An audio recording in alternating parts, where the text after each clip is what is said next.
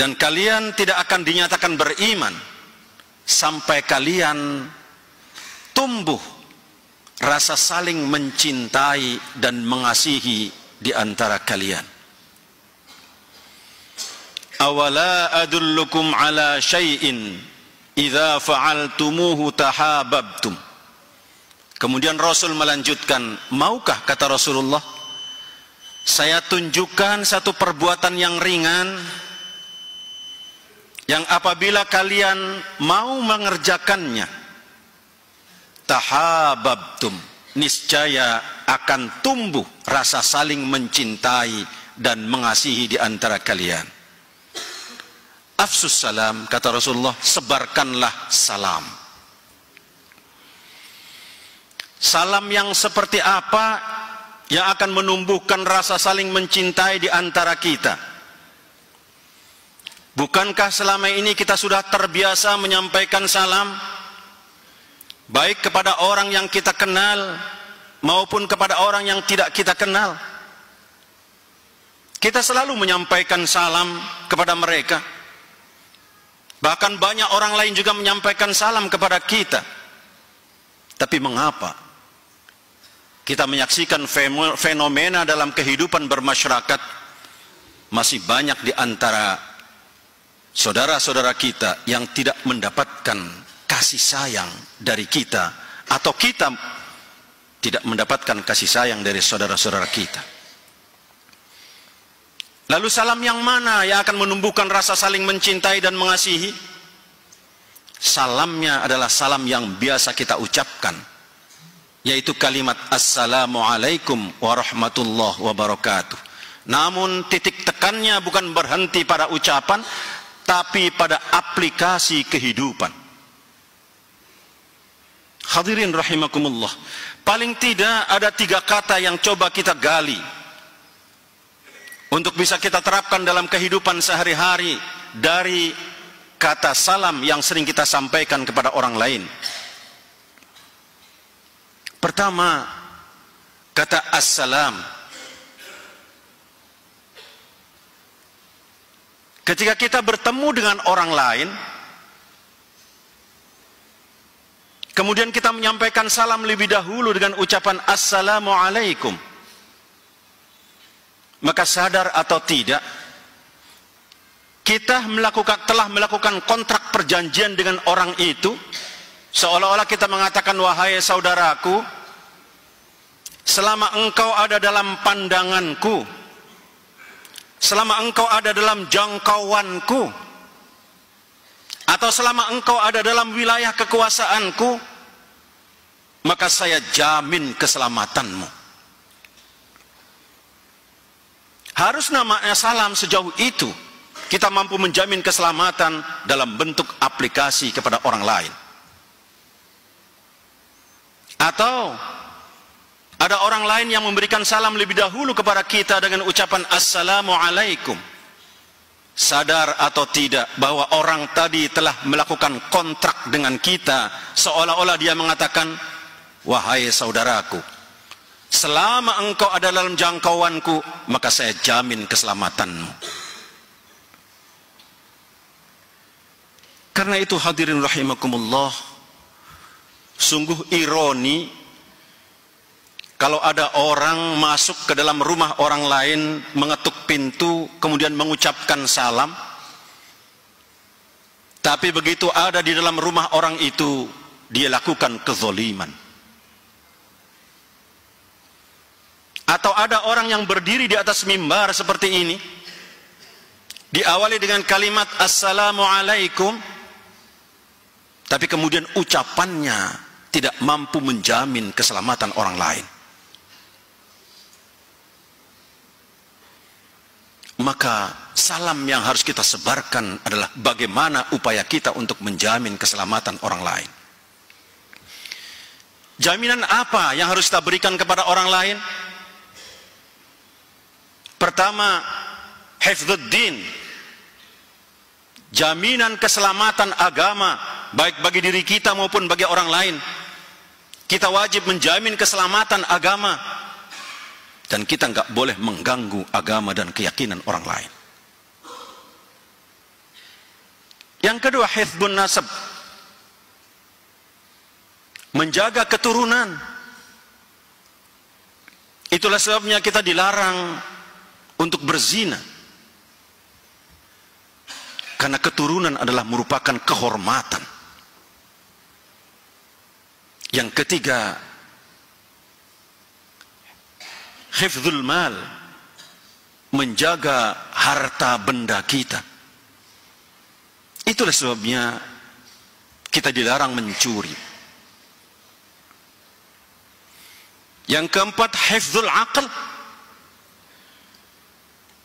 menjaga akal kita. Itulah sebabnya kita dilarang untuk merusak akal kita, apakah melalui bacaan-bacaan yang akan merusak pikiran kita, atau bahkan melalui minuman-minuman yang memang akan merusak pikiran kita. Kita diajarkan untuk itu semua, untuk menjamin keselamatan ini. Sehingga ketika satu di antara kita saling menjamin keselamatan, akan tercipta kedamaian di antara kita. Lalu kalau ada orang lain yang sudah memberikan jaminan keselamatan bagi diri kita, atau kita telah memberikan jaminan keselamatan pada orang lain, apa kewajiban kita terhadap orang yang telah memberikan jaminan keselamatan pada diri kita? Al-Quran mengajarkan, wa idza huyyitum bitahiyyatin fahayyu bi ahsana minha aw rudduha. Kalau engkau telah diberikan penghormatan, huyyitum, penghormatan, dan para mufassir mengatakan huyyitum ini adalah assalam, yang berarti kalau kita telah diberikan jaminan keselamatan oleh orang lain, maka Allah membimbing, fahayyu bi ahsana minha aw rudduha, maka balaslah keselamatan itu, balaslah jaminan keselamatan yang orang lain berikan pada kita, bi ahsana minha, dengan balasan jaminan keselamatan yang lebih dari orang lain yang berikan kepada kita. Kalau saja kita tidak mampu memberikan jaminan yang lebih dari yang orang lain berikan pada kita, Allah kemudian memberikan batas minimal, aurudduha, kata Allah, minimal sama dengan yang orang lain berikan pada kita. Subhanallah, begitu mulia nilai salam dalam kehidupan kita, yang harus kita terapkan dalam kehidupan kita sehari-hari. Apakah cukup dengan memberikan salam? Ternyata tidak. Maka ada kalimat yang kedua, yaitu rahmah. Assalamualaikum warahmatullah. Kalimat rahmat. Setelah kita memberikan jaminan keselamatan pada orang lain, maka segera kita menyebarkan rahmat bagi orang lain. Rahmat yang mana yang harus kita sebarkan kepada orang lain? Rahmat yang pernah dititipkan oleh Allah Subhanahu wa ta'ala kepada setiap nurani kita di dunia ini, untuk kita sebarkan kepada orang lain. Ketika Allah menciptakan langit dan bumi, berbarengan dengan itu Allah menciptakan 100 macam rahmat. Satu rahmat diturunkan oleh Allah ke bumi, dititipkan kepada setiap yang memiliki nurani untuk disebarkan kepada yang lainnya. Kalau kita pernah menyaksikan seekor ayam betina yang pengecut, lari kalau ada orang lewat, tapi satu ketika saat di bawah sayapnya dia sedang melindungi anak-anaknya, maka ketika dia ada orang lewat di depannya, orang itu akan diserang oleh ayam tadi. Kenapa demikian? Karena ayam merasakan ada titipan 100 rahmat yang dititipkan oleh Allah kepadanya untuk disebarkan kepada yang lainnya. Atau kita menyaksikan seekor harimau yang buas dan ganas, saat dia melahirkan anaknya, Kita menyaksikan harimau itu menjilati anaknya dari mulai ubun-ubun sampai ke tengkuknya. Karena harimau merasakan ada titipan 1/100 rahmat yang diberikan oleh Allah kepadanya. Atau mohon maaf, kita menyaksikan seorang kakek yang sudah tua di rumah sakit, menunggui cucunya yang sedang dirawat di rumah sakit, dan kakek itu berharap agar cucunya kembali menjadi sehat, maka dia korbankan apapun, bahkan rela tidak makan demi menyisihkan dana untuk kesehatan cucunya. Itu adalah gambaran titipan 1/100 rahmat yang dititipkan oleh Allah kepada seorang kakek tadi. Sayangnya hadirin rahimakumullah, manusia berbeda dengan binatang. Banyak manusia yang gagal mempertahankan titipan 1/100 rahmat ini, sehingga kita menyaksikan dalam kehidupan kita bermasyarakat, suami yang menyakiti istrinya, istri mengkhianati suaminya, majikan menyakiti pembantunya, pembantu mengkhianati majikannya, atau bahkan banyak orang tua yang membunuh anaknya yang masih kecil. Itu semua gambaran hilangnya titipan 1/100 rahmat yang dititipkan oleh Allah kepada setiap nurani kita. Kita patut bersyukur kepada Allah. Allah kemudian memberikan fasilitas kepada kita untuk mengembalikan fitrah rahmat tadi melalui ibadah-ibadah yang diberikan oleh Allah Subhanahu wa ta'ala. Karena itu ibadah seperti ini adalah merupakan kebutuhan kita, agar rahmat Allah, nurani yang pernah Allah titipkan pada kita, bisa tetap kita pupuk, kita pelihara, untuk bisa kita sebarkan kepada yang lain. Kalau dua hal ini bisa kita laksanakan, pertama, kita mampu menjamin keselamatan bagi orang lain. Yang kedua, kita mampu menyebarkan rahmat bagi lingkungan kita. Maka ada kata yang ketiga, yaitu barokah. Allah memberikan jaminan kata barokah ini akan diturunkan oleh Allah Subhanahu wa ta'ala, dengan syarat kita mampu menjamin keselamatan orang lain, dan kemudian kita mampu menyebarkan rahmat kepada orang lain.